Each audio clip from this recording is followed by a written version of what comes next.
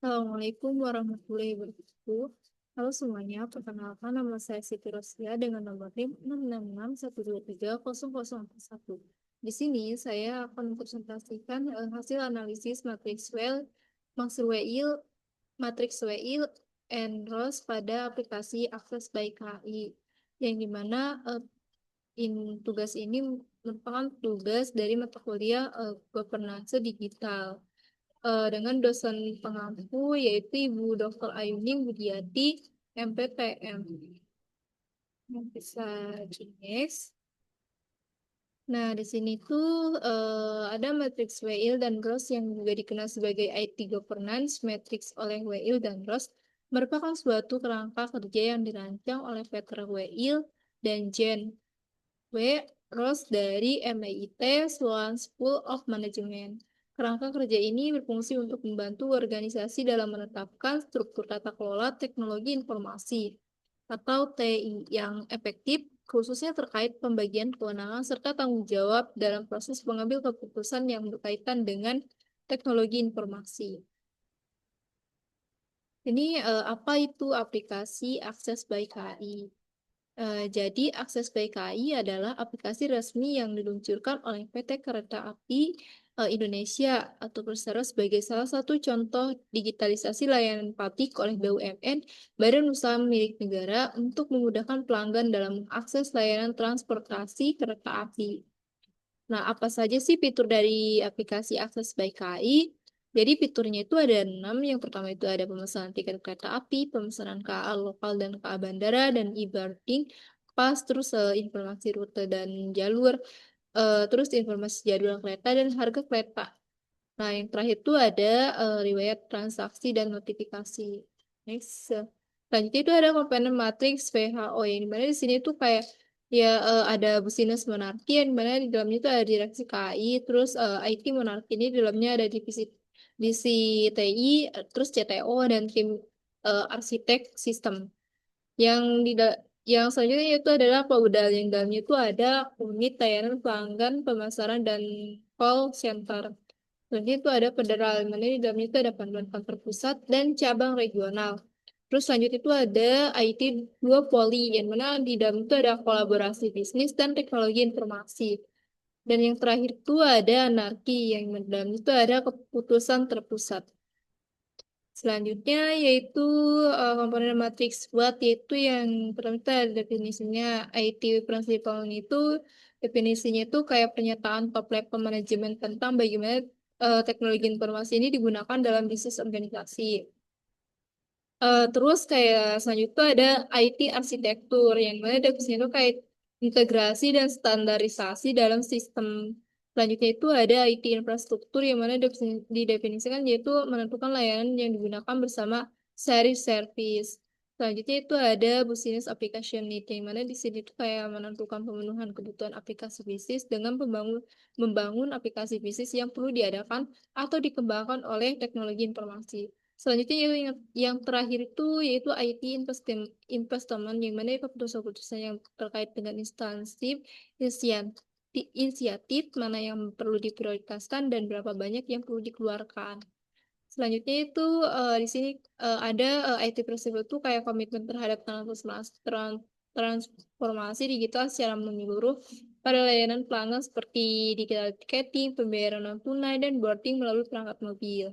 Selanjutnya itu ada IT arsitektur, di mana penerapan arsitektur ini cross service integrasi dengan API dari pihak ketiga, misalnya kayak bank dan dompet digital, serta menggunakan standar standar keamanan untuk melindungi data pelanggan. Selanjutnya itu ya itu IT infrastruktur yang mana di sini tuh kayak ada pemanfaatan call ya cloud hosting sistem pencadangan data, pemantauan ketersediaan server, serta penguatan jaringan komunikasi antar sistem tiket nasional. Selanjutnya yaitu ada business application need, di mana di sini kayak penyediaan fitur memberikan tiket untuk pembagian rute, terus pelacakan jadwal keberangkatan kereta, terus pengajuan pengambilan dana secara daring dan antar muka yang ramah pengguna untuk semua kalangan. Nah, yang terakhir itu ada IT arsitektur, mana di sini kayak ada alokasi investasi pada pengembangan tampilan pengalaman pengguna UI atau UX, peningkatan kapasitas server, saat musim ramai serta pendanaan untuk memperkuat keamanan siber. Selanjutnya itu analisis matriks WIL dan ROS pada aplikasi akses by KI. Di sini tuh ada yang pertama itu ada IT principal, yang mana di sini inputnya itu di dalamnya itu ada tim digitalisasi yang pengambil keputusannya itu bagian anarki. Terus ada dikisian, di mana di sini tuh ada direksi KI yang pengambil keputusannya itu bagian business monarki. Terus selanjutnya juga ada direksi dan CEO yang pengambil keputusannya itu IT duopoly. Selanjutnya itu IT arsitektur. Di sini inputnya yaitu diskusi terbatas untuk pemenuhan kebutuhan unit bisnis dan IT, yang mana di sini pengambil keputusannya itu bagian IT duopoly. Selanjutnya itu decisionnya itu CEO dan tim TI pusat sebagai pengambil keputusan dari IT monarki. Selanjutnya itu IT infrastruktur, di mana di sini ada bagian input itu ada tim teknologi informasi pusat, yang mana di sini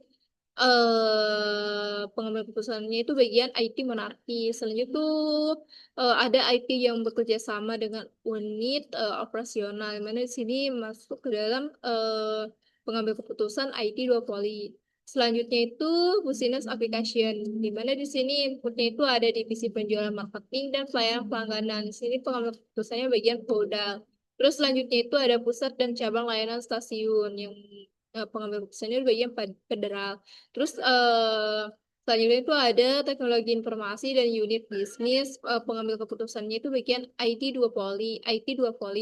Terus selanjutnya itu ada tim digitalisasi yang dimana pengambil keputusan itu bikin anarki.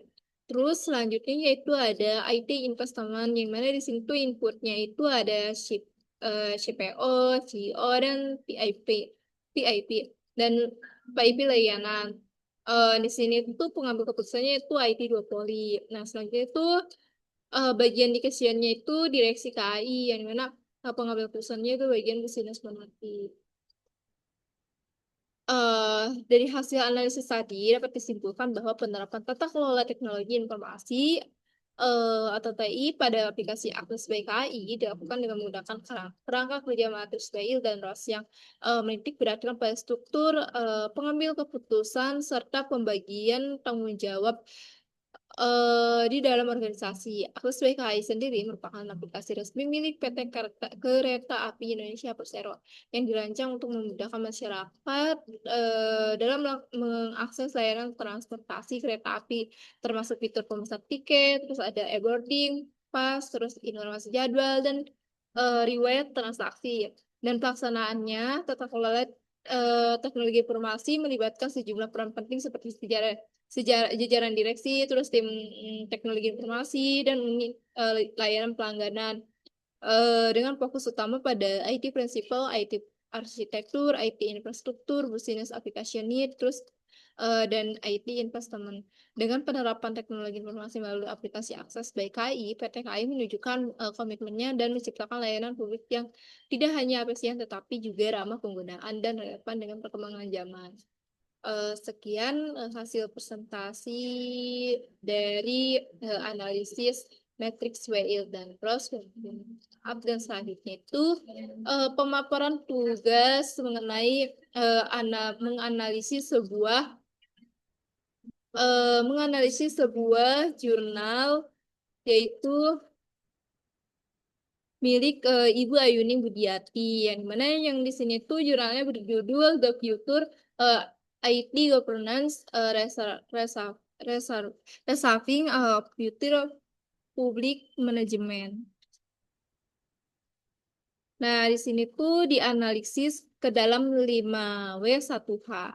Yang pertama itu langsung saja ke bagian what. Dimana di sini artikel ini membahas IT governance, tata kelola teknologi informasi sebagai upaya untuk meningkatkan manajemen publik, terutama dalam konteks pelayanan publik melalui e-governance, terus e-administration, dan procurement.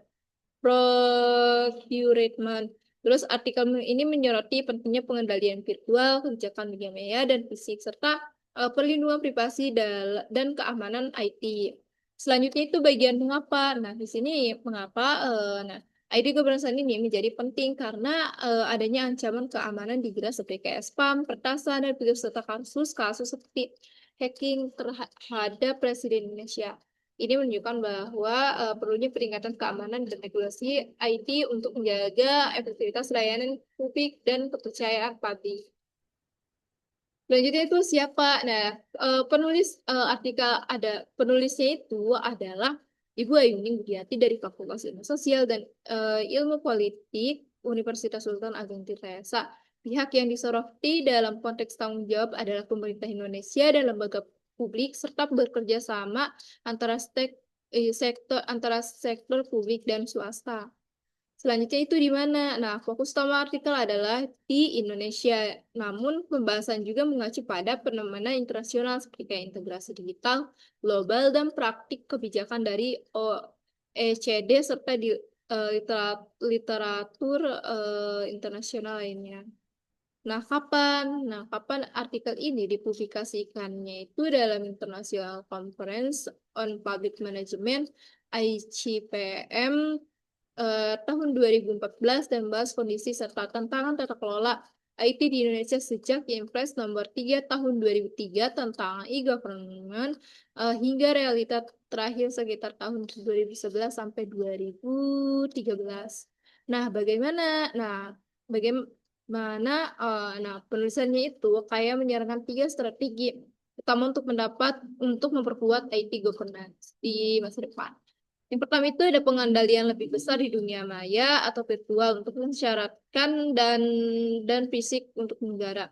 Dua kebijakan luar negeri dan dalam negeri masing-masing untuk dunia virtual dan fisik. Nah, selanjutnya itu kayak investasi lebih besar dalam perlindungan privasi dan keamanan termasuk melalui regulasi dan kolaborasi publik swasta. Nah, sekian hasil presentasi dari menganalisis salah satu jurnal karya Ibu Ayuni tentang e-governance. Kurang lebihnya mohon maaf. Wassalamualaikum warahmatullahi wabarakatuh.